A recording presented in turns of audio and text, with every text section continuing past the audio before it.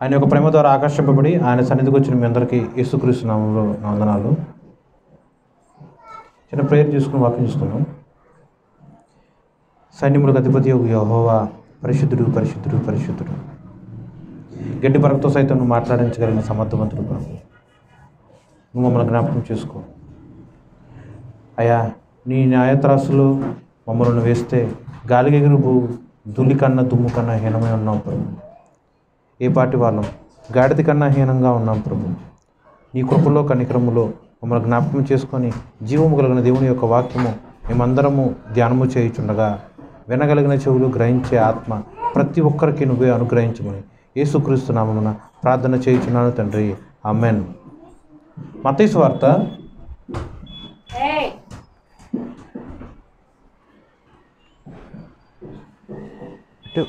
విశాలి పెట్టావా? విశాలి మత్తయి సువార్త 5వ అధ్యాయము 17వ వచనం.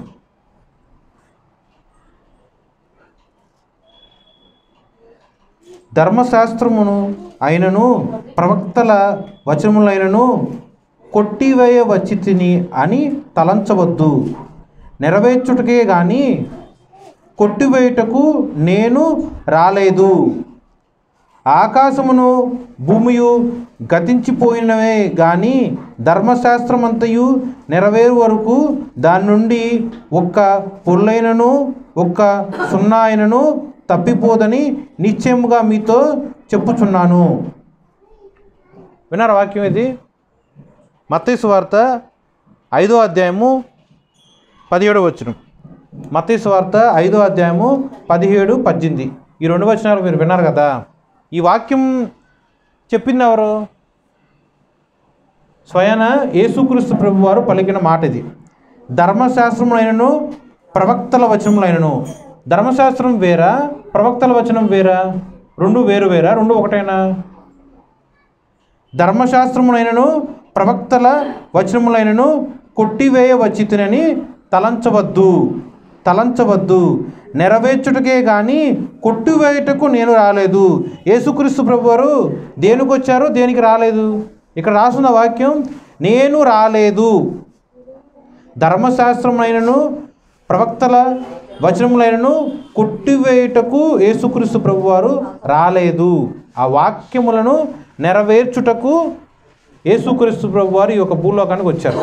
యెషయా ప్రవక్త అలాగే ఎంతో గొప్ప గొప్ప ప్రవక్తలు అందరూ కూడా యేసుక్రీస్తు ప్రభు యొక్క జననము గురించి, మరణము గురించి, పునరుద్ధానము గురించి ఎన్నెన్నో వందల సంవత్సరముల క్రిందటే ప్రవచన రూపంగా మాట్లాడి ఉన్నారు. అవన్నీ ఎప్పుడు నెరవేరబడి ఉన్నాయి? అవన్నీ కొట్టివేయబడ్డాయా? సో యేసుక్రీస్తు ప్రభు వారు దేనికి వచ్చారు? ధర్మశాస్త్రములో అలాగే ప్రవక్తల ప్రవచనముగా ఉన్న యెషయా అవ్వచ్చు, జకర్యా అవ్వచ్చు, ఇంకా ఎజ్రా ప్రవక్త, ఇంకా చాలామంది ప్రవక్తలు యేసుక్రీస్తు ప్రభు యొక్క జననం గురించి, మరణం గురించి, పునరుద్ధానం గురించి ప్రవచనాత్మకంగా ఎన్నో వర్తమానాలు చెప్పారు. అవన్నీ కూడా నెరవేర్పు జరుగుటకై యేసుక్రీస్తు ప్రభు వారు ఈ యొక్క భూలోకానికి వచ్చారు. ఓకే, ఇంతవరకు ఓకేనా? అర్థమైందా? ధర్మశాస్త్రం గురించి యేసుక్రీస్తు ప్రభు వారు ఏం చెప్తున్నారు? ఇదే ధర్మశాస్త్రం గురించి అపోస్తుడైన పౌలు గారు ఏం చెప్తారో చూద్దాం.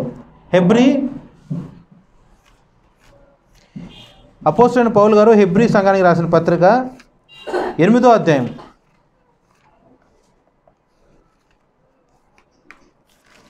7వ వచనం.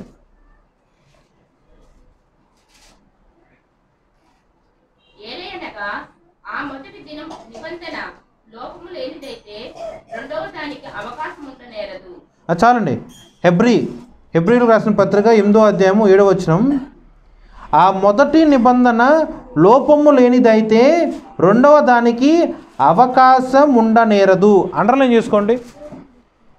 ఇందాక మనం మాట్లాడుకున్న మూలవాక్యం ఏంటి? ఆ మూలవాక్యం కూడా స్వయాన యేసుక్రీస్తు ప్రభు వారు పలికిన మాట.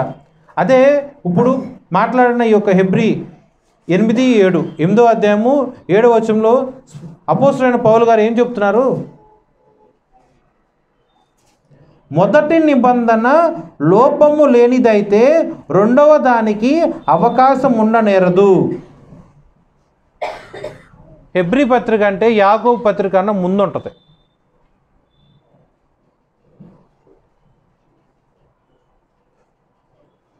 మొదటి నిబంధన లోపము లేనిదైతే రెండవ దానికి అవకాశం ఉండనేరదు. అంటే పౌలు గారు మొదటి నిబంధన గురించి రెండో నిబంధన గురించి మాట్లాడుతున్నారు. ఎలా మాట్లాడుతున్నారు? రెండింటి మధ్య ఏదో కంపారిజన్ చేసి చూపించారుగా. మొదటి నిబంధన లోపము చూడండి, ఆ పదం వాడటం కూడా కష్టమే, కానీ ఆయన స్పష్టంగా మాట్లాడుతున్నారు ఇక్కడ. మొదటి నిబంధనలో ఒక లోపం ఉంది. ఒకవేళ లోపం లేకుండా ఉందనుకో రెండో దానికి ఏంటి అవకాశం? రెండవది అంటే ఏంటి? కొత్త నిబంధన. సో కొత్త నిబంధన ఎందుకు భూమి మీదకి వచ్చింది, ఎందుకు లిఖింపబడి ఉందంటే మొదటి నిబంధనలో ఒక లోపం ఉంది. ఓకే, విన్నారా? వాక్యం స్పష్టంగా ఉందా? మొదటి నిబంధనలో ఒక లోపం ఉంది. మొదటి నిబంధనలో ఒక లోపం ఉంది కాబట్టే కొత్త నిబంధన లిఖింపబడి ఉన్నది, స్పష్టంగా రాస్తుంది. ఓకే, ఆర్టిఫిషియల్గా చెప్పిన మాట కాదుగా. హెబ్రీ అపోస్తలుడైన పౌలు గారు, నేను దేవుని పోలి నడుచుకున్నా, మీరు నన్ను పోలి నడుచుకోండి అని ఒక ఛాలెంజింగ్గా మాట్లాడిన, విప్లవాత్మకమైన భక్తి కనపరిచిన గొప్ప అపోస్తుడు, గొప్ప భక్తిపరుడు. అలాంటి ఆయన కొత్త నిబంధన గ్రంథంలో సగం పైన పుస్తకాలు ఆయనే రాశారు, సగం పైన పత్రికలు ఆయనే రాశారు. ఓకే, మత్తయి సువార్తలో 5వ అధ్యాయం 17వ వచనంలో మనం చదువుకున్న దాన్ని బట్టి ఏముంది? ఒక్క సున్నా అయినా సరే, ఒక్క పొల్లు అయినా సరే కొట్టివేయబడదు అని స్పష్టంగా రాస్తుందిగా. మరి అదే గ్రంథంలో నుంచి పౌలు గారు రాసిన ఈ యొక్క మాటని మనం కొట్టివేయాలా? జాగ్రత్తగా చదివినట్లయితే ఎలా రాస్తుంది? పాత నిబంధన గ్రంథంలో ఒక లోపం ఉంది. ఆ లోపం ఉంది కాబట్టి కొత్త నిబంధన గ్రంథం లిఖింపబడి ఉన్నది. లోపం లేకుండా ఉన్నట్లయితే కొత్తది ఎందుకు అసలు రాయాలి? అందరం కూడా పాత నిబంధన గ్రంథమే ఫాలో అవ్వచ్చుగా. అర్థమవుతుంది ఏం చెబుతున్నాను?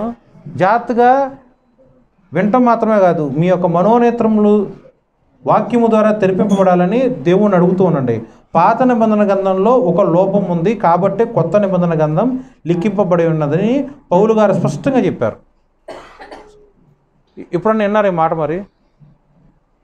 మరి ఇదే పరిశుద్ధ గ్రంథము, ఇదే ఎన్నో పుస్తకాల్లో, ఎన్నో గ్రంథాల్లో స్పష్టంగా రాస్తుంది, యెహోవా మార్పు లేనివాడు. భూమి గతించిపోద్ది, ఆకాశం గతించిపోద్దేమో, కానీ దేవుడి నోటి నుండి వచ్చిన ఒక్క మాట అయినా సరే గతించిపోదు, మార్పు లేదు. ఆయన నిన్న నేడు ఒక్కటే రీతిగా ఉన్నాడు, యుగములు ఒక్కటే రీతిగా ఉండును. స్పష్టంగా రాస్తుంది. పాత నిబంధనలో రాస్తుంది, కొత్త నిబంధన గ్రంథంలో రాస్తుంది. అంత స్పష్టంగా, అంత చక్కగా రాసిన ఆ యొక్క వాగ్దానములన్నింటి గురించి ఈ వాక్యం మీరు కంపేర్ చేసి చూసుకోండి. మరి పౌలు గారు ఎలా మాట్లాడి ఉంటారు? పాత నిబంధన గ్రంథంలో ఒక లోపం ఉంది, ఆ లోపం ఉంది కాబట్టి ఆ లోపాన్ని సరిచేయడానికి కొత్త నిబంధన గ్రంథం లిఖింపబడి ఉన్నదని ఆయన ఎలా మాట్లాడి ఉంటారు? ఇప్పుడు మాట్లాడిన నేను చెప్పిన 2 రిఫరెన్సెస్ కూడా మీకు అర్థమవుతుందా?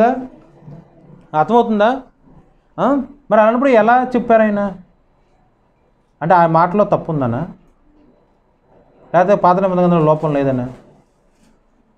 పాత నిబంధన గ్రంథం ఇచ్చింది కూడా యేసుక్రీస్తు ప్రభు వారేగా, అంటే యెహోవా దేవుడేగా. మోషే గారు రాసిన ఆ యొక్క పంచస్కందములైనను మిగతా ప్రవక్తలు అందరూ రాసినవి అన్నీ కూడా పాత నిబంధన గ్రంథము కదా. మరి అన్నీ కొట్టివేసాయ్యా? దాంట్లో లోపం ఉన్నట్టు అర్థం. పాత నిబంధన గ్రంథంలో లోపం ఉంది అని ఆయన ఎందుకు అలా చెప్పవలసి వచ్చిందంటే, పాత నిబంధన గ్రంథం అంటే ఒకే ఒక మాట, మోషే యొక్క ధర్మశాస్త్రం. మోషే యొక్క ధర్మశాస్త్రం అంటే చెప్పేది 2 రాతి పలకల మీద యెహోవా అగు మన దేవుడు మనుషులుగా ఉన్న మనమందరము కూడా ఎలా ప్రవర్తించాలి అని ఒక నియమము, ఒక ఆజ్ఞ, ఒక కట్టడి మన అందరికీ ఇచ్చి, ఇలా మీరు నడవండి, ఇలా మీరు ప్రవర్తించండి తేట తెల్లగా 10 ఆజ్ఞలు ఇచ్చారు. ఈ 10 ఆజ్ఞలు మీరు ప్రవర్తించండి. 10 ఆజ్ఞల్లో ఒకటి కూడా మీరు ప్రవర్తించకుండా ఉండకూడదు. ఒకవేళ 9 ఆజ్ఞలు మీరు ప్రవర్తించి ఒక ఆజ్ఞ మీరు తప్పిపోయారనుకో, వాక్యం ప్రకారము 10 ఆజ్ఞలు మీరు ఫెయిల్ అయినట్టే అని స్పష్టంగా దేవుడు చెప్పాడు. అంత మాత్రమే కాకుండా ఈ యొక్క 10 ఆజ్ఞల్లో ఏ విధమైన ఆజ్ఞ ఎటువంటి విధముగా మీరు పొరపాటున ప్రవర్తించి లేకపోతే ఆజ్ఞ అతిక్రమం చేశారనుకో, అప్పుడు మీరు వెంటనే పాపం చేసిన వాళ్ళలాగా ఉంటారు. మీరు చేసిన పాపం నిమిత్తం మీరు ఇలాంటి క్రయధనము, పలానా పశువు, పలానా జంతువు, పలానా కోడి, మేక, గువ్వలు, పావురములు, వీటి యొక్క రక్త ప్రోక్షణ ద్వారా మీ యొక్క పాప పరిహార్థం అవుతుంది అని ఆయన స్పష్టంగా నిర్గమాకాండంలో అవ్వచ్చు, ద్వితీయోపదేశ కాండం అవ్వచ్చు, లేవియా కాండంలో అవ్వచ్చు, ఇవన్నీ తేటతెల్లగా ఆయన చెప్పారు. ఇవన్నీ పాత నిబంధన గ్రంథమే, ఇవన్నీ ధర్మశాస్త్రములే, ఇవన్నీ కూడా ప్రవక్తగా ఉన్న మోషే యొక్క ప్రవచనాలే. మరి వీటిలో లోపం ఉందని అర్థమా? వీటిలో లోపం ఉందని అర్థమా? ఇప్పుడు మాట్లాడుకున్న 8:7 హెబ్రీ 8:7 ప్రకారం దీంట్లో లోపం ఉందని అర్థమా? గ్రంథంలో లోపం లేదు, ఆ గ్రంథములో అంటే ధర్మశాస్త్రంలో లోపం లేదు. ధర్మశాస్త్రంలో ఉన్న ఆజ్ఞలను మనుషులు ప్రవర్తించట్లా. ఒక్క మనిషి సైతము 10 ఆజ్ఞల ప్రకారము ప్రవర్తించట్లా. ఈవెన్ యాజకుడు సైతం ప్రవర్తించట్లా. ఈవెన్ ప్రధాన యాజకులు సైతం ప్రవర్తించట్లా. వారిలో లోపం ఉంది, వారందరిలో యాజకుల్లో లోపం ఉంది, ప్రధాన యాజకుల్లో లోపం ఉంది. వాళ్ళు బలులు అర్పించినప్పుడు వారి నిమిత్తం వాళ్ళు బలులు అర్పించుకొని, యాజక సమూహం నిమిత్తం బలులు అర్పించుకొని, వారి చుట్టూ ఉన్న ప్రజలందరి నిమిత్తం బలులు అర్పించుకొని అప్పుడు దేవుని యొక్క మందిరంలోనికి వాళ్ళు ప్రవేశించవలసి ఉన్నది. ఇవన్నీ కూడా ఇదే హెబ్రీ రాసిన పత్రిక 8వ అధ్యాయంలో ఉంటుంది, 7వ అధ్యాయంలో ఉంటుంది, 9వ అధ్యాయంలో ఉంటుంది. ఓకే, దేవుడు ఎంతగానో ప్రేమించి మనుషులను సృష్టించాడు ఆయన యొక్క స్వరూపం నందు. ఆదాం కాలం మొదలుకొని యేసుక్రీస్తు ప్రభువారు పుట్టక మునుపు ఉన్న తరములందరినీ కూడా దేవుడు ఎంతగానో ప్రేమిస్తూ ఓర్చుకుంటూ సహిస్తూ అలా చూస్తూనే ఉంటాడు. ఇంకా మారతారని 10 ఆజ్ఞలు ఇచ్చాడు దేవుడు, దీని ప్రకారం ప్రవర్తించు అని. ఒక్కడు కూడా లోపంలో లేనివాడుగా లేడు. పాత నిబంధన గ్రంథంలో ఉన్న ఒక్క మనిషి సైతం లోపం లేనివాడుగా ఎవడో లేడు. ఎంతమంది మనుషులు జన్మిస్తూనే ఉంటారో అందరూ కూడా పాపాత్ములే, అందరిలో కూడా నీతి లేదు, అందరిలో కూడా పాపం వెళ్తానే ఉంది, అందరిలో కూడా లోపం ఉంది. ఇక దేవుడు ఎలా ఆలోచించారంటే మనుషుల వల్ల కావట్లా ఈ పాపాన్ని జయించటం. సో ఇది నేను చేసి చూపించాలి, పాపం లేని వాడిగా నేను చేసి చూపిస్తే నన్ను మాదిరిగా ప్రజలందరూ కూడా ఫాలో అవుతారు. దేవుడు లోపం లేనివాడిగా, దేవుడు పాపము లేనివాడిగా, దేవుడు పవిత్రుడిగా, దేవుడు పరిశుద్ధుడిగా ఉండి మనిషిలాగా బ్రతికి చూపిస్తే అప్పుడు మిగతా ప్రజలందరూ కూడా నన్ను ఫాలో అవుతారు అన్న ఉద్దేశంతో కొత్త నిబంధన గ్రంథంలో వాక్యము శరీరధారిగా భూమి మీద జన్మింపబడి ఉన్నది. ఓకే, ఈ యొక్క వాక్యంలో అర్థమైందా? లోపం ఉంది అని ఎందుకు ఆయన అన్నాడు అర్థమైందా? ధర్మశాస్త్రంలో లోపం కాదు, కానీ ఆ ధర్మశాస్త్రం యొక్క నియమములు పాటించే ప్రతి ఒక్కరిలో కూడా లోపం ఉంది. విన్నారా? ప్రవక్తల్లో లోపం ఉంది, బికాస్ ప్రవక్తలు సైతం మనుషులే. యాజకులలో లోపం ఉంది, యాజకులు మనుషులే. ప్రధాన యాజకుల్లో సైతం లోపం ఉంది, వాళ్ళు మనుషులే. మనిషి పుట్టిన ప్రతి ఒక్కరిలో పాపం అనే ఒక లోపం ఉంది. ఆ లోపాన్ని జయించటానికే యెహోవా అగు మన దేవుడు మన తండ్రి మనుష్య కుమారుడు రూపముగా అనగా యేసుక్రీస్తు ప్రభు రూపముగా, మరి ముఖ్యముగా వాక్యమే శరీరధారిగా ఉండి భూమి మీద జన్మించి ఉన్నాడు. ఇవన్నీ మన కోసం. ఆయన పరిశుద్ధుడిగా జీవించాడు. యేసుక్రీస్తు ప్రభు వారిని చూసి మనము పరిశుద్ధులుగా జీవించాలి. ఆయన పాపం లేనివాడిగా జీవించాడు, ఆయన్ని చూసి మనం కూడా పాపం లేనివాడిగా జన్మించాలి. ఆయన లోపం లేనివాడిగా జన్మించాడు. లోపం లేనివాడిగానే ఆయుష్ మొత్తం కూడా ప్రవర్తన క్రియల రూపంగా చూపించారు. మనం కూడా అలాగే బ్రతకాలి, ఆయన మాదిరి మనం తెలుసుకోవాలి. చూడండి, ఇవన్నీ కూడా విత్ ప్రూఫ్స్ ఉంటాయి.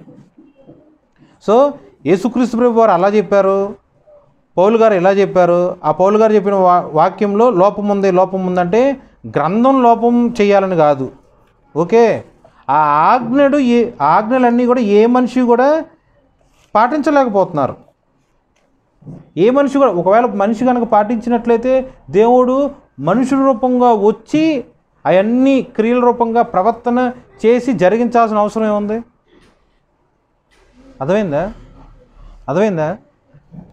చూడండి, ప్రవక్తలు అంటే వాళ్ళు పాపం లేనుగా, యాజకుడు అంటే ఇంకేదో గొప్పవాడుగా లేకపోతే పాపం లేనివాడుగా, ప్రధాన యాజకుడు అంటే ఇంకా ఇంకా ఇంకా ఇంకా గొప్పవాళ్ళగా పాపం లేనివాడుగా అని మనుషులు అనుకుంటారు. అదంతా ఒట్టి భ్రమ. అదంతా కూడా ఒట్టి భ్రమ. అదంతా హెబ్రీ రాసిన పత్రికలో ఉంటుంది. 7వ అధ్యాయం చూడండి, 7వ అధ్యాయము 28వ వచనం, 27, 28. హెబ్రీ రాసిన పత్రిక 7వ అధ్యాయము 27, 28. ధర్మశాస్త్రము బలహీనత గల మనుషులను యాజకులుగా నియమించును గాని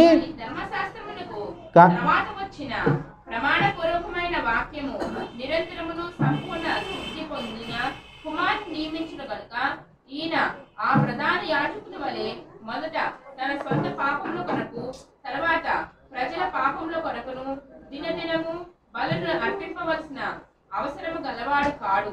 తను తాను అర్పించుకున్నప్పుడు ఒక్కసారే ఈ పని చేసి ముగించెను. చూడండి, ఈ వాక్యంలో ఇందాక నేను చెప్పిన వాక్యం దీంట్లో రాసి ఉంటుంది. జాగ్రత్తగా చూడండి. 28వ వచనం మధ్యలో రాసి ఉంటుంది చూడండి.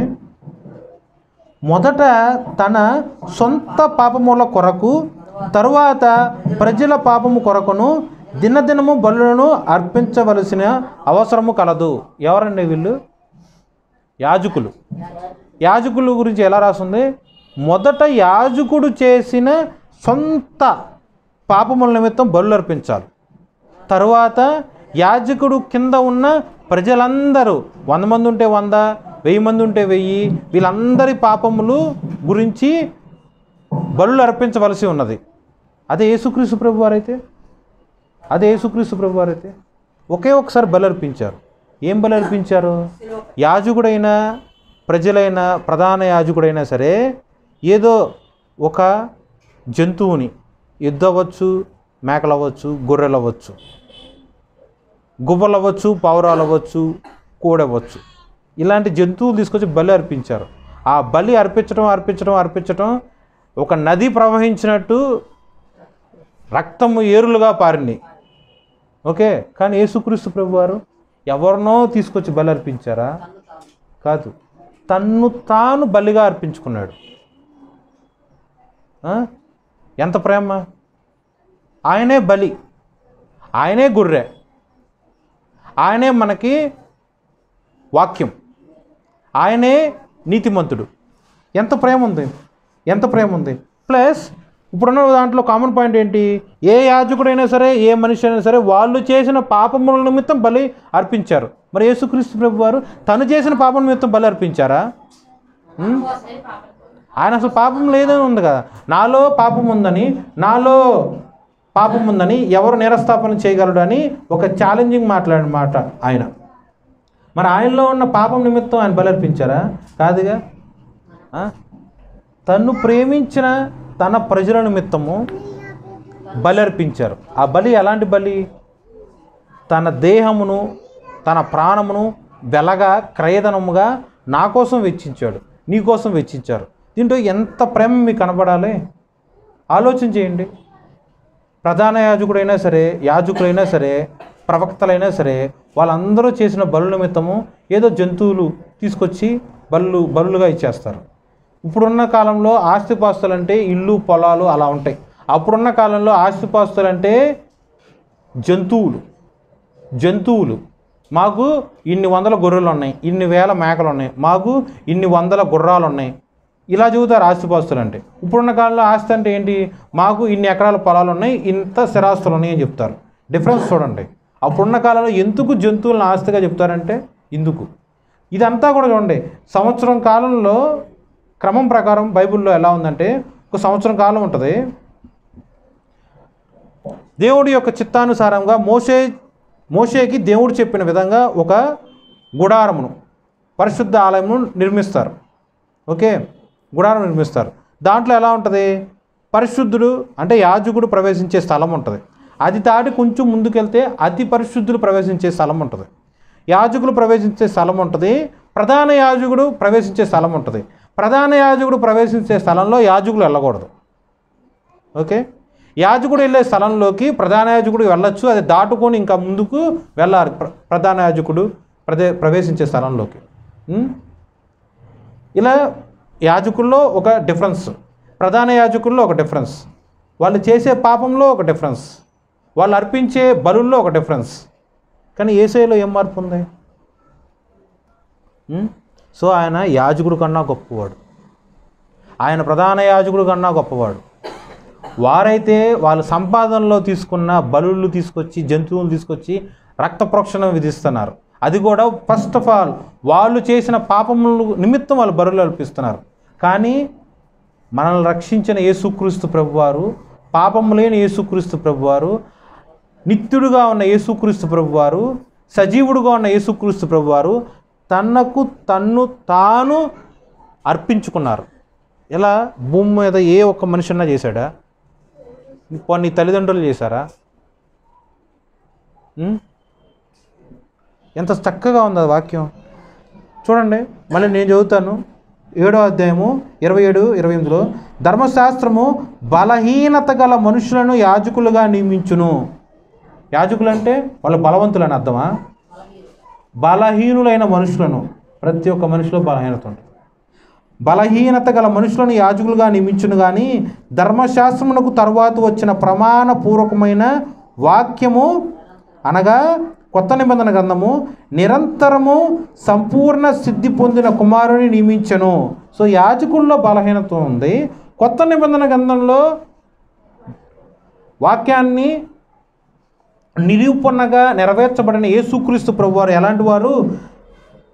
సంపూర్ణ సిద్ధి పొందిన, నిరంతరమును సంపూర్ణ సిద్ధి పొందిన కుమారుడు. ఈయన పాత నిబంధన గ్రంథంలో ఉన్న ప్రధాన యాజకుల వల్లే సొంత పాపముల కొరకు రక్తం చిందించాల జంతువులది. మరి ఎలా చేశాడు ఆయన? తన్ను తాను అర్పించుకున్నప్పుడు మనుషులందరూ రక్షణ నిమిత్తం తన్ను తాను బలిగా అర్పించుకున్నారు. అర్థమైందండి వాక్యం? అర్థమైందా వాక్యం? సో దీంట్లో యాజకుడు చేసిన త్యాగం ఎంత? ప్రధాన యాజకుడు చేసిన త్యాగం ఎంత? మరి యేసుక్రీస్తు ప్రభువారు చేసిన త్యాగం ఎంత? అనగా మనిషి చేసిన త్యాగం ఎంత? మనిషి పోలికలో పుట్టిన యేసుక్రీస్తు ప్రభువు దేవుడు అనగా మన రక్షకుడు నీ కోసం చేసిన త్యాగం ఎంత? మీరే డిఫరెన్స్ చేసుకోండి. సో మిమ్మల్ని ప్రేమించింది పాస్టరా? మీకోసం రక్తం ధారపోసింది మీకు వాక్యం చెప్పే బోధకుడా? మీకోసం ప్రార్థన చేసే ఒక ప్రవక్త, ఒక దైవజనుడా? ఎంత గొప్ప యాజకుడైనా సరే, ఎంత గొప్ప ప్రధాన యాజకుడైనా సరే, వాళ్ళు అర్పించే బలులు ప్రప్రథముగా వారు చేసిన సొంత పాపముల నిమిత్తం బలులు అర్పించాలి. కానీ యేసుక్రీస్తు ప్రభు వారికి అవకాశమే లేదు, అలాంటిది అవసరమే లేదు. బికాస్ ఆయనలో పాపం లేదు. ఆయన కాచిన ప్రతి ఒక్క రక్తపు బిందు నీ రక్షణ నిమిత్తం, నా రక్షణ నిమిత్తం, మనుషులందరి రక్షణ నిమిత్తం. ఎంత గొప్ప ప్రేమ, ఎంత గొప్ప త్యాగం. మరి మనం దేవుడి కన్నా ఎక్కువ మనుషులకు ప్రయారిటీ ఇచ్చి దేవుని బాధ పెడుతున్నాం. ఇలా చేయడం తగునా? ఆలోచన చేసుకోండి. మనుషుడు ఏ పాటివాడు, యాజకుడు ఏ పాటివాడు, ప్రధాన యాజకుడు ఏ పాటివాడు? వీళ్ళందరికన్నా అత్యధికముగా సంపూర్ణ సిద్ధి పొందిన వాక్యము శరీరముగా ఉన్న యేసుక్రీస్తు ప్రభు వారికి నువ్వు ఎంతగా లోబడుతున్నావు, ఎంత ప్రయారిటీ నువ్వు ఇస్తున్నావు పరిశీలన చేసుకో. పరిశీలన చేసుకో. ఈ యొక్క వాక్యం చూసి మనిషి ఎట్లాంటాడు, దేవుడు ఎలాంటి వాడు నువ్వు పరిశీలన చేసుకో. ఎవరికి ఎక్కువ నువ్వు ఇంపార్టెన్స్ ఇస్తున్నావు? ఓకే, అర్థమైందా? ఇంతవరకు అర్థమైందా? ఇంకో పాయింట్ చెప్దాం, ఓకేనా? 8వ అధ్యాయము 5వ వచనం, 8:2 చూడండి. హెబ్రీ రాసిన పత్రిక 8వ అధ్యాయము 2వ వచనం. మనకు అట్టి ప్రధాన యాజకుడు ఒకడు ఉన్నాడు, ఆయన పరిశుద్ధ ఆలయమునకు అనగా మనుష్యుడుగాక ప్రభువే స్థాపించిన నిజమైన గుడారమునకు పరిచారకుడై ఉండి పరలోకమందు మహామహుని సింహాసమున కుడిపాసమున ఆసీనుడయ్యను. చూడండి, పాత నిబంధన గ్రంథంలో నిర్మించబడ్డ దేవుడి యొక్క ఆలయము, ఒక గుడారము ఎలా నిర్మించబడి ఉంది? మనుషుల చేత నిర్మించబడి ఉన్నది. ఆ మనుషుల చేత ఎలా నిర్మించబడి ఉంది? యెహోవా దేవుడు ఇలా చెప్పాడు, స్పష్టంగా చెప్పాడు, ఇదిగో ఈ ఇంత ప్లేస్లో ఇంత వెడల్పుతో ఇంత పొడవులో ఇలాంటి గుడారం మీరు వేయండి, దాంట్లో ఇలా ఉండాలి, దాంట్లో ఇలాంటి బళ్ళు ఉండాలి, దాంట్లో దేవుడి యొక్క మందసం ఉండాలి, దాంట్లో మన్నా ఉండాలి, దాంట్లో ఒక రకమైన ధూపం ఉండాలి, ఇలా ప్రతిదీ ఎలా ఉండాలో స్పష్టంగా చెప్పారు. ఓకేనా? ఇలా చెప్పారు. ఇది పాత నిబంధన గ్రంథం. అదే కొత్త నిబంధన గ్రంథంలో దేవుడు ఏం చేశాడు? పాత నిబంధన గ్రంథంలో దేవుడు యొక్క ఆలయం ఎలా నిర్మింపబడి ఉందో మీరు చూశారు. అదే కొత్త నిబంధన గ్రంథంలో ఆలయం ఎలా నిర్మింపబడి ఉందంట? సాక్షాత్తు ప్రభువే ఆ యొక్క ఆలయాన్ని స్థాపించాడు. ఆయన దేహమే దేవుని యొక్క ఆలయం. అవునా కదా? అవునా కదా? ఒక గుడారంలో నివసించేవాడు కాదు మన దేవుడు. ప్రభువు ఆయనే సాక్షాత్తు దేవుడి యొక్క ఆలయము. ఆయన శరీరమే పరిశుద్ధ ఆలయము. అనగా మనుష్యుడుగాక ప్రభువే స్థాపించిన నిజమైన గుడారమునకు పరిచారకుడై ఉండి పరలోకమందు మహామగుడకు తండ్రి యొక్క కుడిపార్శ్వమున ఆయన ఆసీనుడై ఉన్నాడు. చూడండి ఎంత డిఫరెన్స్ స్పష్టంగా దేవుడు చెప్తున్నారు. మనుషుడు నిర్మించిన ఆలయం ఎలా ఉంది, దేవుడు నిర్మించిన ఆలయం ఎలా ఉంది, ఎంత ఆ యొక్క డిఫరెన్సెస్ ఎంత చక్కగా దేవుడు చెప్తున్నాడు. మీరు అందరూ ఆలోచన చేసుకోండి. సో మనిషికి ఎలాంటి ప్రయారిటీ ఇస్తున్నారు మీరు? దేవుడికి ఎలాంటి మీరు ప్రయారిటీ ఇస్తున్నారు? ఆలోచన చేసుకోండి. 8వ అధ్యాయము 9వ వచనం.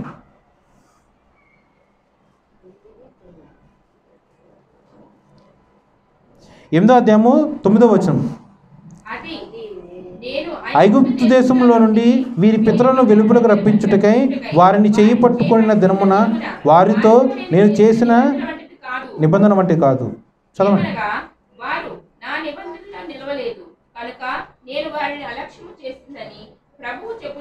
చాలండి. పాత నిబంధన గ్రంథము అంటే టక్కున ఏం గుర్తు రావాలి? 2 రాతి పలకల మీద యెహోవా దేవుడు రాసిచ్చిన 10 ఆజ్ఞలు. ఓకే, ఇంతవరకు బాగా తెలుసు కదా? తెలుసుగా. మరి కొత్త నిబంధన గ్రంథం అంటే అది కూడా 10వ వచనంలో ఉంటుంది. చూడండి.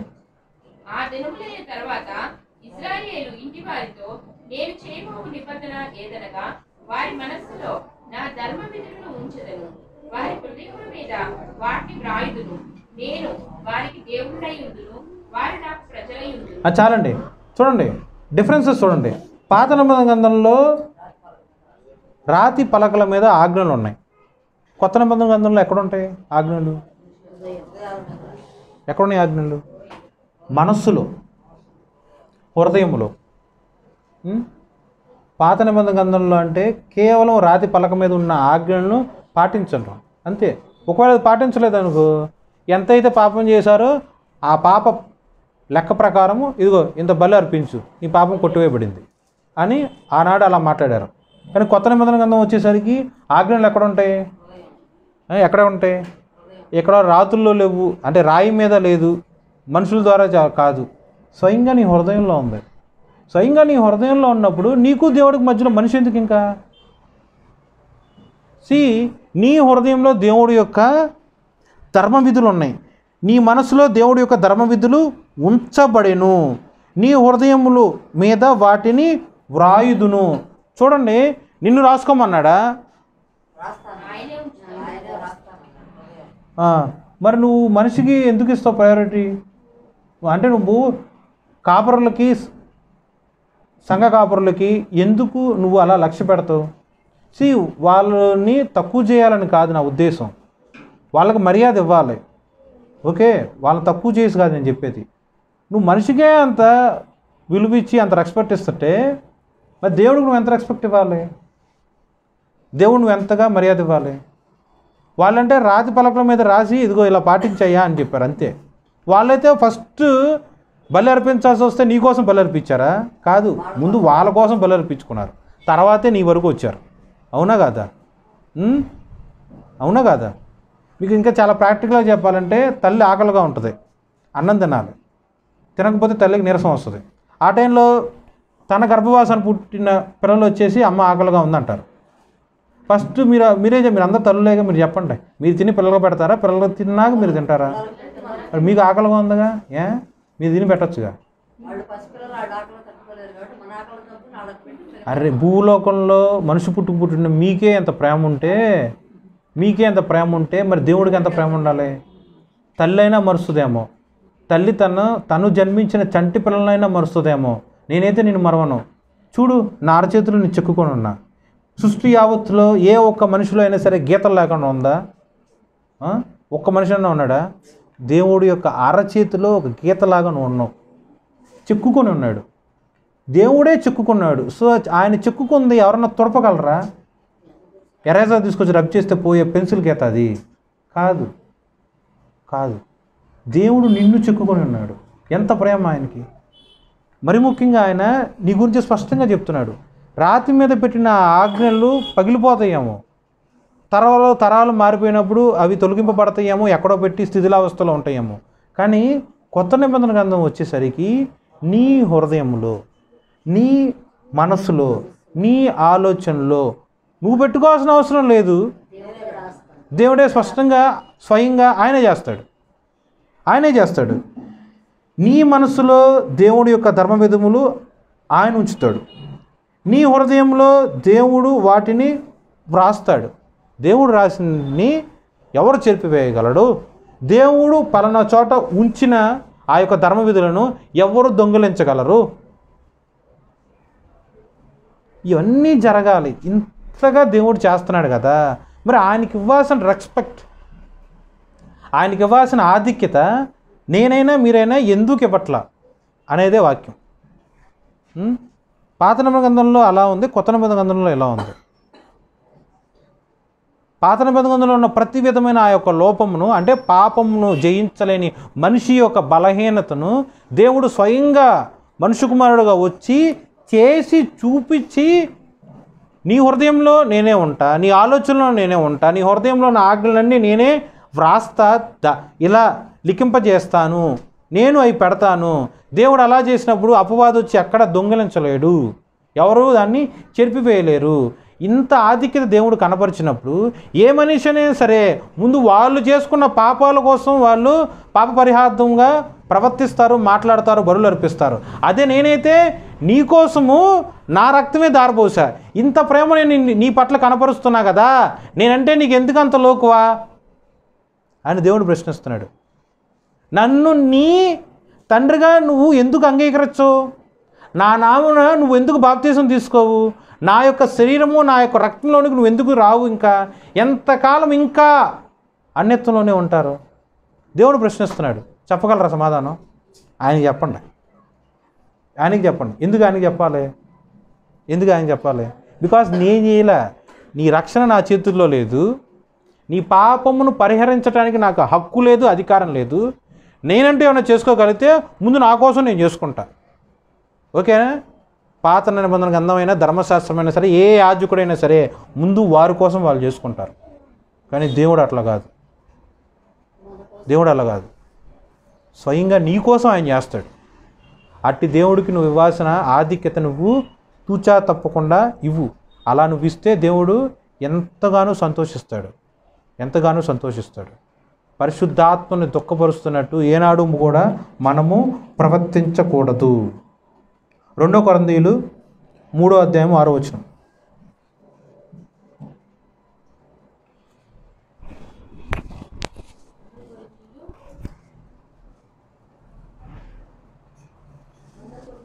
2 కొరింథీయులు 3:6.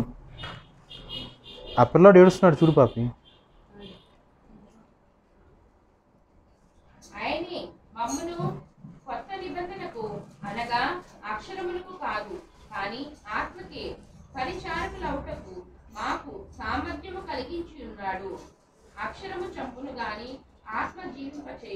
చాలండి, చూడండి, అది అండర్లైన్ చేసుకోండి. అక్షరము చంపును, ఆత్మ జీవింపజేయును. మనిషి యొక్క నోటి మాట ఎట్లాంటిది? అక్షరం. అది ఏం చేస్తుంది? చచ్చిపోదు, చంపేటట్టు చేస్తుంది. అక్షరం చంపుతుంది. 2 కొరింథీయులకు రాసిన పత్రిక 3వ అధ్యాయం 6వ వచనం. కానీ ఆత్మ ఏం చేస్తుంది? జీవింపజేస్తుంది. మరి ఆత్మను జీవింపజేసేవాడు దేవుడు మాత్రమే. అక్షరం ఎక్కడి నుంచి వచ్చింది? ధర్మశాస్త్రం ఎక్కడి నుంచి వచ్చింది? కేవలం రాతి పలకల మీద లిఖింపబడి ఉన్న ఆ యొక్క వాక్యం. ఆ అక్షరము నువ్వు తృణీకరించిన పాటించకుండా ఉన్నట్లయితే పాపం వస్తుంది. ఆ పాపానికి జీతం మరణం. నువ్వు ఎలా రక్షింపబడతావంటే యేసుక్రీస్తు ప్రభు యొక్క రక్తము ద్వారానే రక్షింపబడతావు. పాత నిబంధన గ్రంథంలో స్పష్టంగా రాసుందిగా ఈ పాపానికి ఎంత రక్తం, ఈ పాపానికి ఈ జంతువు యొక్క బలి అన్నీ స్పష్టంగా రాసుంది. అదే కొత్త నిబంధన గ్రంథం వచ్చేసరికి దేవుడే నీకోసము వధకు తీయబడిన గొర్రెపిల్లగా ఉన్నాడు. ఇదిగో లోక రాజ్య పాపభారం మోసుకొని పోవచ్చున్న దేవుని యొక్క గొర్రెపిల్ల అని ఆయనకు పేరుంది. ఆయనే గొర్రెపిల్ల. ఆయనే నీ పాప పరిహార్థముగా రక్తము చిందిస్తున్న దేవుని యొక్క గొర్రెపిల్ల. చూడండి, దీంట్లో యాజకుడు చేసింది ఎంత ఉంది, దేవుడు చేసింది ఎంత గొప్ప కార్యం. అర్థమవుతుందా? అక్షరము చంపును, ఆత్మ జీవింపజేయును. చూడండి 6వ వచనం, ఆయనే మమ్మను కొత్త నిబంధనకు అనగా అక్షరమునకు కాదు కానీ ఆత్మకే పరిచారకులగుటకు మాకు సామర్థ్యము కలిగించి ఉన్నాడు. దేవుడికి పరిచారం చేయటానికి ఉండాల్సిన సామర్థ్యం కూడా వారు సొంతంగా పొందుకుంది కాదు. దేవుడు అనుగ్రహిస్తేనే ఆ సామర్థ్యము అపోస్తలైన ప్రవక్తలు వీళ్ళందరూ కూడా పొందుకొని ఉన్నారు. అక్షరము చంపును కానీ ఆత్మ జీవింపజేయును. నువ్వు చెప్పు, మరి నీకు చావు కావాలా, రక్షణ కావాలా?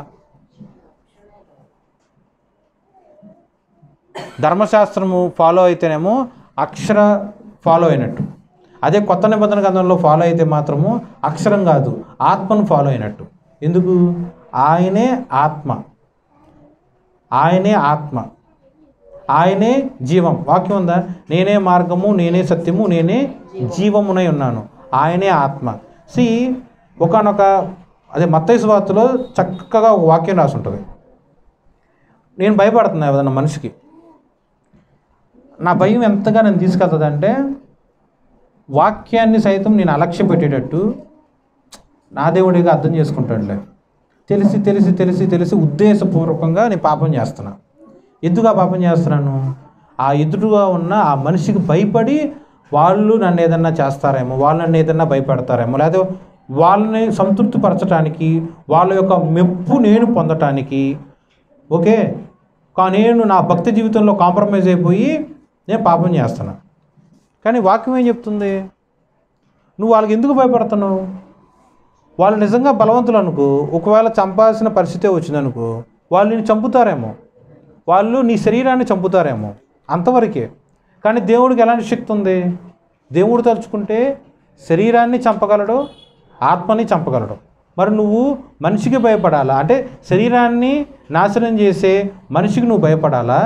శరీరము ప్లస్ ఆత్మను చంపగలిగిన సృష్టికర్త అయిన దేవుడికి నువ్వు భయపడాలా అని మత్తయి సువార్తలో రాసి ఉంటుంది. మరి నువ్వు ఎవరికి ఆధిక్యత ఇస్తున్నావు ఈ యొక్క వాక్యం బట్టి? అంటే నువ్వు మనుషులకు భయపడుతున్నావు కదా, నువ్వు మనుషులకు భయపడాలా, దేవుడికి భయపడాలా అనేది నా ఉద్దేశం ఈ యొక్క వాక్యం ప్రకారం. మనుషులకి కోసం కాంప్రమైజ్ అయి బ్రతుకుతున్నావు అనుకో, ఒకనొక సందర్భంలో మనం చచ్చిపోతాం. చచ్చిపోయిన తర్వాత ఏమవుద్ది? పరలోకానికి వెళ్ళాం, అలా అని చెప్పి అగ్నిగుండానికి మనం వెళ్ళాం. ఫస్ట్ దేవుడి యొక్క న్యాయపీఠం ముందు నిలబడతాం.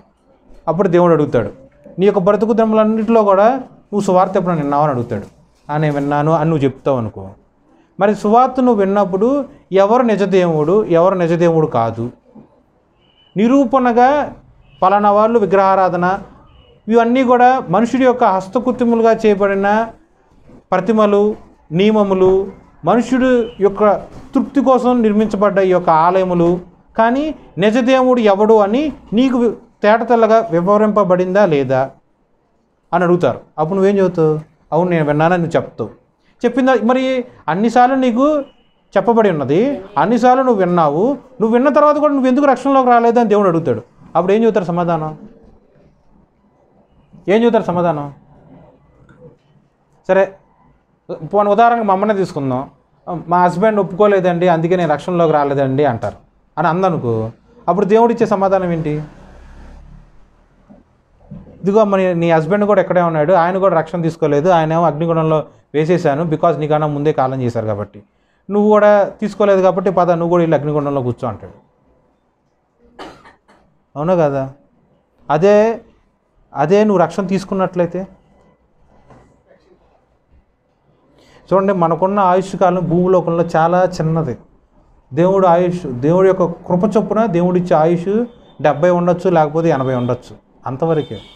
అదే చచ్చిపోయి పరలోకానికి వెళ్తే కనుక తరతరములు శాశ్వత కాలం దేవుడితో పాటు దేవుడి యొక్క ఇంట్లో, దేవుడి యొక్క ఊరిలో, దేవుడి యొక్క కనుదృష్టి మధ్య మనం నివసిస్తాం.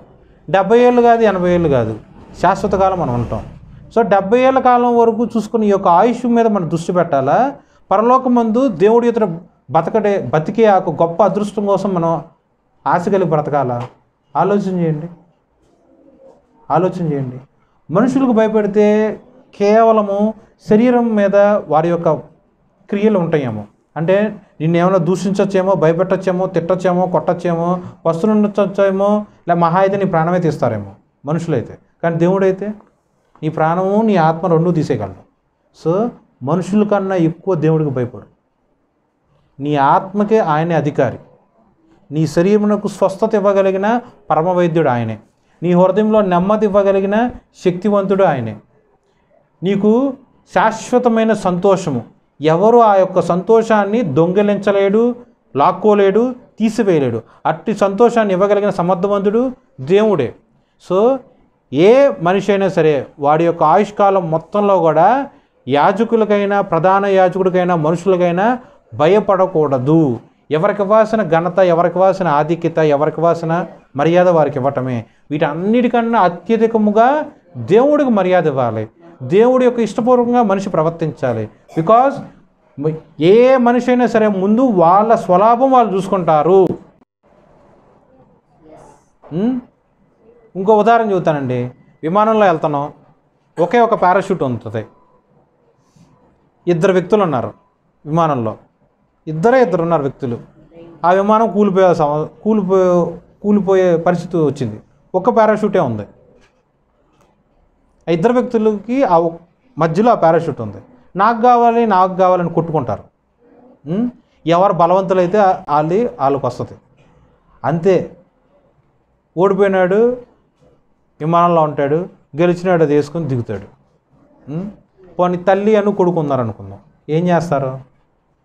నాకు వయసు మీరిపోయింది కాబట్టి కొడుకు వెళ్ళిపో, నువ్వు చక్కగా బతుకునానా అని చెప్పి అందరు తల్లులు ఎత్తారా? కొంతమంది ఎత్తారా? అమ్మ నేను ఇంకా బతకాలమ్మా, ఇది నువ్వే తీసుకో అని చెప్పి కొడుకు ఏమన్నా తల్లికి ఇస్తాడా? సో అందరి కొడుకులు, అందరి తల్లులు ఒకే రకంగా ఉంటారు కదా. సో అల్టిమేట్గా ఒకటే బతుకుతారు కదా. అదే దేవుడైతే ఏం చేస్తాడు?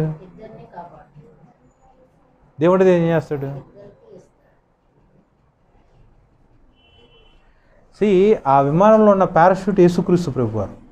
యేసుక్రీస్తు ప్రభువారిని ఎవరైతే హత్తుకొని బతుకుతారో వారు చక్కగా మరణానికి వెళ్లకుండా దేవుడు బాప్తీసం లాగా తీసుకొని వాళ్ళని రక్షణలోకి చేస్తాడు.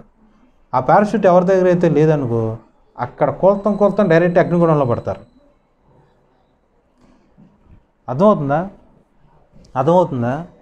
సో మనుషులను తృప్తిపరచడానికి, మనుషుల యొక్క పర్మిషన్ తీసుకునే నేను రక్షణలోకి వస్తాను అనుకుంటాం, అది ఎప్పటికీ కూడా మంచిది కానే కాదు. తెలియనోడికి తెలియదు కాబట్టి నాకు తెలియదులే అని చెప్పచ్చు. అన్నీ తెలిసినోడికి చెప్పామనుకో ఏమంటారు? నువ్వు నాకు చెప్పేది నాకు తెలుసులే అంటారు. అంటే ఇప్పుడు మీలో చాలామంది ఉన్నారు, బాప్తీసం తీసుకున్న వాళ్ళు ఉన్నారు, బాప్తీసం తీసుకోకుండా ఉన్న వాళ్ళు ఉన్నారు. కానీ మీ అందరికీ వాక్యం తెలుసుగా. సంవత్సరాలు వాక్యం అంటే చర్చికి వెళ్తూనే ఉన్నారుగా. సంవత్సరాల తరబడి దైవజనుల ద్వారా వాక్యం వింటూనే ఉన్నారుగా. ఇవన్నీ చాలన్నట్టు దేవుడు స్పష్టంగా మీకే కళ్ళ ద్వారా, దర్శనముల ద్వారా, ప్రవచనం ద్వారా, లేకపోతే ఏదో విధంగా దేవుడు స్వయంగా మీతో మాట్లాడుతూనే ఉన్నాడు కదా. ఇంత చేసిన దేవుడు ఏమడిగాడు? మనిషి అయితే కష్టరీత్యంగా అడుగుతాడేమో, కానీ దేవుడు ఏమడిగాడు?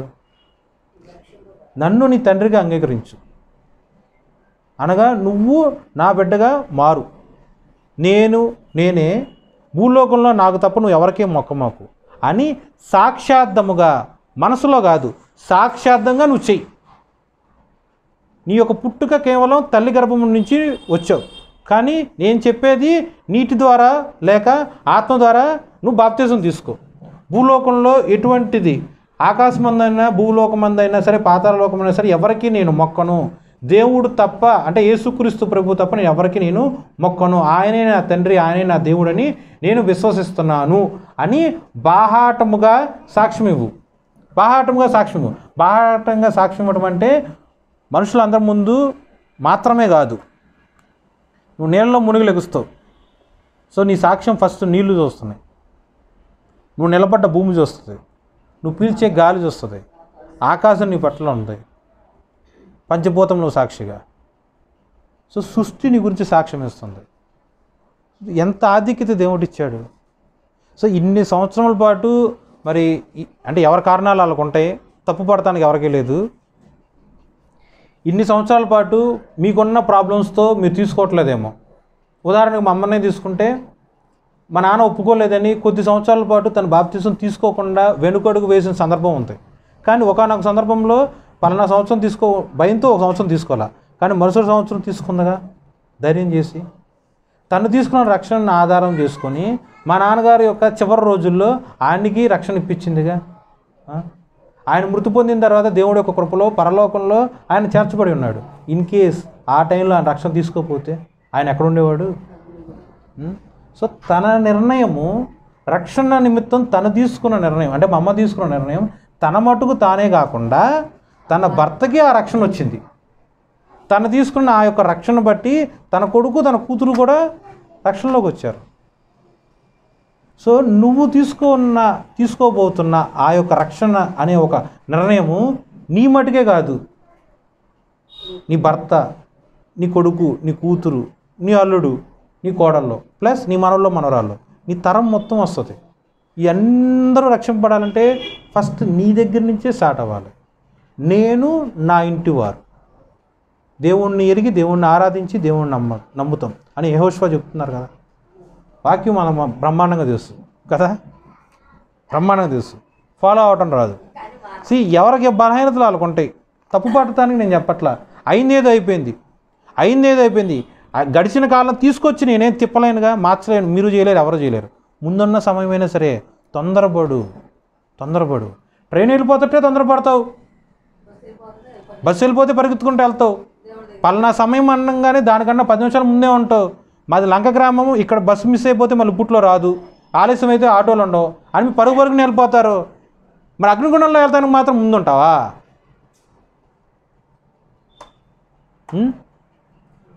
అగ్నిగుండం వెళ్తానికి మాత్రం ముందుంటారా? దేవుడిచ్చే ఒక రక్షణలో సమాధానం ఉంది, శాంతి ఉంది, సంతోషం ఉంది. ఆయన ఇచ్చిని ఎవడు దొంగించలేడు. ఆయన ఇచ్చిని శాశ్వత కాలం నీ దగ్గర అలాగే ఉంటాయి. ఆయన ఇచ్చింది నువ్వు స్వతంత్రించుకుంటే నిన్ను బట్టి నీ యొక్క కుటుంబం మొత్తం కూడా రక్షణలోకి వస్తుంది. ఎంత ఆధిక్యత ఇచ్చాడు!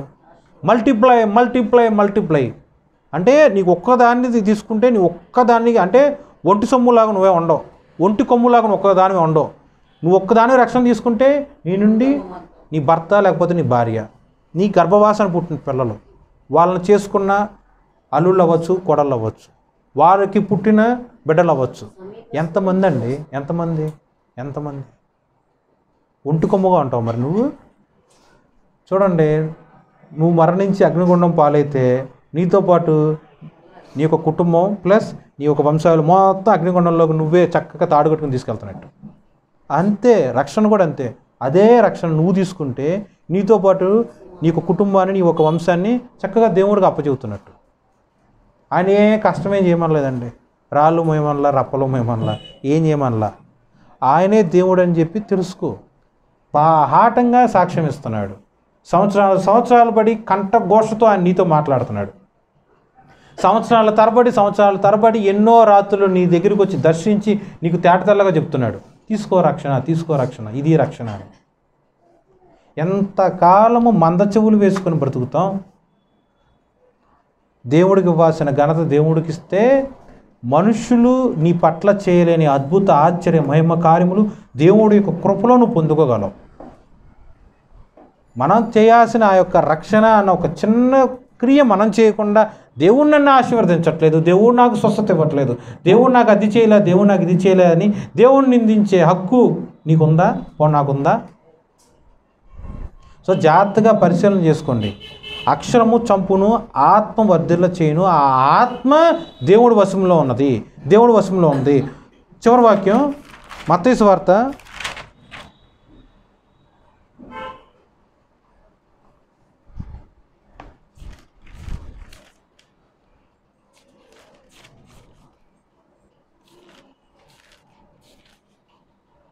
23వ అధ్యాయము చివరి వాక్యం అండి. మత్తయి సువార్త 23వ అధ్యాయము 8వ వచనం. మీరైతే బోధకులని పిలువబడవద్దు, ఒక్కడే మీ బోధకుడు, మీరందరూ సహోదరులు. మరియు భూమి మీద ఎవరికైనా తండ్రి అని పేరు పెట్టవద్దు, ఒక్కడే మీ తండ్రి, ఆయన పరలోకమందున్నాడు. మరియు మీరు గురువులని పిలువబడవద్దు, క్రీస్తు ఒక్కడే మీ గురువు. మీలో అందరికంటే గొప్పవాడు మీకు పరిచారకుడై ఉండవలెను. ఓకే, అండర్లైన్ చేసుకోండి. ఇప్పుడు మీకు యాజకుడు ఎవరండి? మీ కాపరి ఎవరు? మీకు వాక్యోపదేశకుడు ఎవడు? మీకు బోధకుడు ఎవరు? మీ గురువు ఎవరు? మీ రక్షణకర్త ఎవరు? అదే పాత నిబంధన గ్రంథంలో అయితే యాజకుడు, ప్రధాన యాజకుడు. కొత్త నిబంధన గ్రంథంలో అయితే నీ తండ్రి ఆయనే. బికాస్ నువ్వు రక్షణ తీసుకున్నావు కాబట్టి నీ తల్లి తండ్రి ఆయనే. తల్లిదండ్రులు చేసిన పాపం బిడ్డల మీద ఉంటుంది బైబిల్ ప్రకారం. కానీ ఏ క్షణం అయితే నువ్వు రక్షణ తీసుకుంటావో ఆ క్షణంలో నీ తండ్రి యేసుక్రీస్తు ప్రభువారు, నీ తల్లి యేసుక్రీస్తు ప్రభువారు. సో అప్పుడు వరకు ఉన్న నీ యొక్క పాపములు మొత్తం ఏ క్షణం అయితే నీళ్ళలో నుంచి ఎలా మునిగి లెగుస్తావు అప్పటి నుండి గతంలో తల్లిదండ్రుల యొక్క వంశపారపర్యంగా ఉన్న పాపములు శాపములు అన్నీ నీళ్ళలో కొట్టుకొని పోతాయి. నీ తండ్రి యేసుక్రీస్తు ప్రభువారు. తండ్రి అన్న గొప్ప ఆధిక్యత భూమి మీద ఎవ్వడికి నువ్వు ఇవ్వమాకు. నీ గురువు ఎవరు? ఆ గురువు అన్న గొప్ప ఆధిక్యత భూమి మీద ఎటువంటి మనిషికి నువ్వు ఇవ్వమాకు. నీ బోధకుడు ఎవరు? చూడండి, ఏ దైవజనుడైనా ఏ దైవజనురాలైనా సరే ఆదివారం అయినా మిగతా ఏ రోజైనా సరే సువార్త వాళ్ళు ప్రకటిస్తున్నారంటే పరిశుద్ధాత్మ దేవుణ్ణి ఆధారం చేసుకొని వారి శక్తిని ఆశ్రయించి పరిశుద్ధాత్మ యొక్క నడిపింపుతో వారు వాక్యం చెప్తారు తప్ప ఆ మనిషి తన సొంతగా వాక్యం చెప్పరు. ఒకవేళ వాళ్ళు చెప్తే అది అక్షర జ్ఞానము, పరిశుద్ధాత్మ జ్ఞానంతో చెప్తేనే అది దైవ చిత్తానుసారంగా చెప్పబడుతున్న వాక్యము.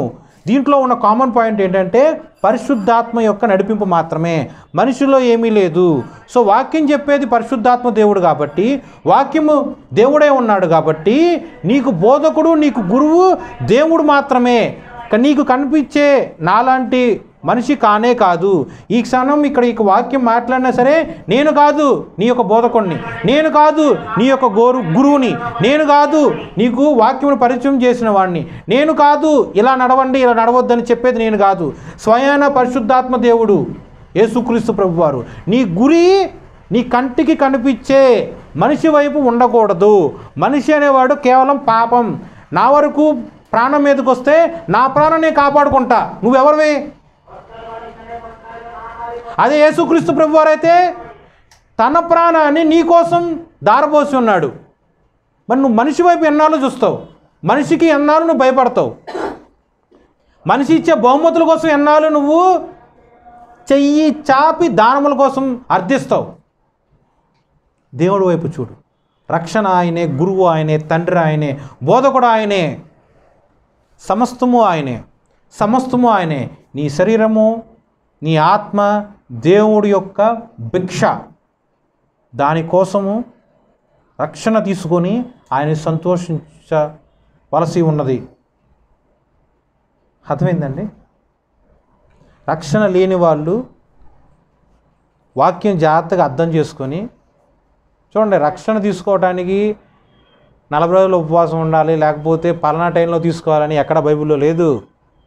ఒక జర్నీ ఇలా రథంలో వెళ్తున్నప్పుడు ఒక నపుస్తకుడికి ఒక సువార్తికుడు లేకపోతే ఒక రాజు లేకపోతే సంథింగ్ వాక్యం చెప్తారు. స్పాట్లో నీటి ముడుగు కనిపించగానే అక్కడ బండి ఆపేసి నేను అక్కడ బాప్తిజం తీసుకుంటా అంటాడు. నువ్వు బాప్తిజం తీసుకోమాకు, ఇప్పుడే నేను వాక్యం చెప్పాను, 40 రోజులు ఉపవాసం ఉండి అప్పుడు బాప్తిజం తీసుకోని ఎక్కడ చెప్పలా. వాక్యము నీ హృదయంలో మార్పు చేయటానికి క్షణం చాలు. ఏ క్షణానైతే వాక్యం నీ హృదయంలో విత్తపడుతుందో ఆ క్షణం విశ్వాసముతో వృద్ధి కలిగి పరిశుద్ధాత్మ మీద నమ్మకంతో నీటి బాప్తిజం తీసుకో. ఏ క్షణానైతే నువ్వు అలా బాప్తిజం తీసుకుంటావో ఆత్మ నీ మీదకు వచ్చి నీలో ఉన్న పరిశుద్ధాత్మ పరిమాణమును వృద్ధి చేస్తూ దేవుడు నిన్ను అటాచ్గా దగ్గరికి తీసుకెళ్తాడు. ఇవన్నీ కూడా మనిషిలో లేవు. ఏ మనిషి ఇలా చేయలేడు, కేవలం పరిశుద్ధాత్మ మాత్రమే చేయగలడు. సో నీ చూపు కంటికి కనిపించే మనిషి వైపు ఏనాడూ పెట్టుకోమాకు. దేవుడు ఒక్కడే, ప్రవక్త ఒక్కడే, గురువు ఒక్కడే, తండ్రి ఒక్కడే, బోధకుడు ఒక్కడే. మరి నేనెవరని మీరెవరు? మనందరం సహోదరులం. ఏ కాపరైనా సరే సహోదరుడే.